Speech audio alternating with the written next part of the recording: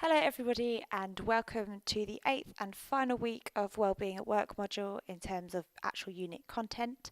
This week we're going to be looking at positive psychology, and next week we're going to be talking in some detail about the assignments. So I've named this slide Positive Psychology. It's not all bad. And that's because as I developed the content for this module, I began to feel in some ways that much of what we're looking at seems to be rather negative, given that the title of this module is Wellbeing at Work. Should I instead have named it How to Avoid Work Making You Sad and Ill? And when you look at the definition of occupational psychology from the British Psychological Society, it's this.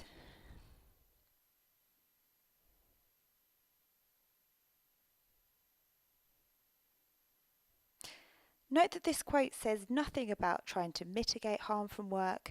Instead, it focuses on the positives of improving work for employees and organisations. And this is where positive psychology comes strongly to the fore. So positive psychology is an area that's been gaining increasing popularity over the last few years, and it emerged from a dissatisfaction with the idea that psychology is to heal or fix things that are bad or have gone wrong. Instead, it focuses on fostering health and happiness for individuals with a sort of positive lens. And obviously, this is therefore a huge area of psychology in its own right. And so the purpose of this unit is really just to whet your appetite for this approach to research and practice, looking specifically with the lens of well-being.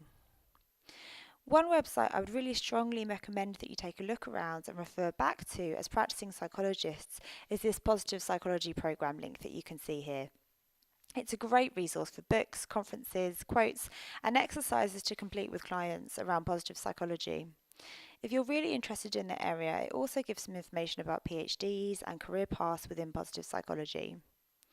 They also have a whole section on the positive workplace, which is highly relevant to your practice as OPs after you've completed this degree.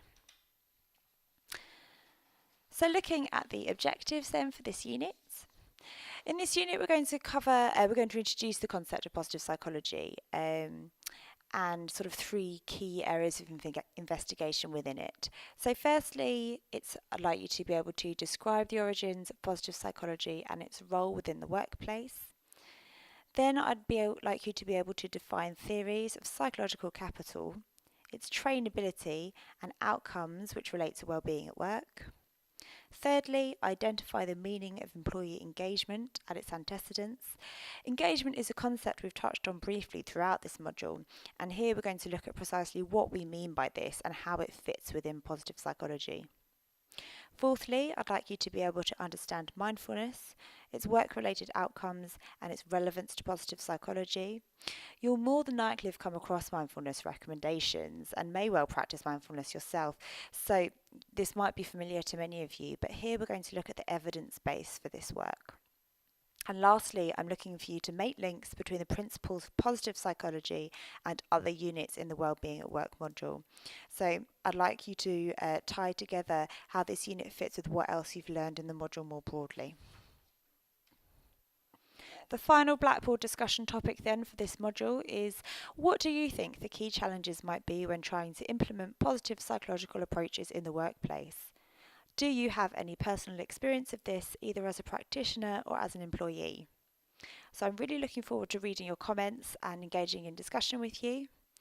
As ever, I'd remind you that you can drop me a line via email or on the discussion board if you'd like to get in contact.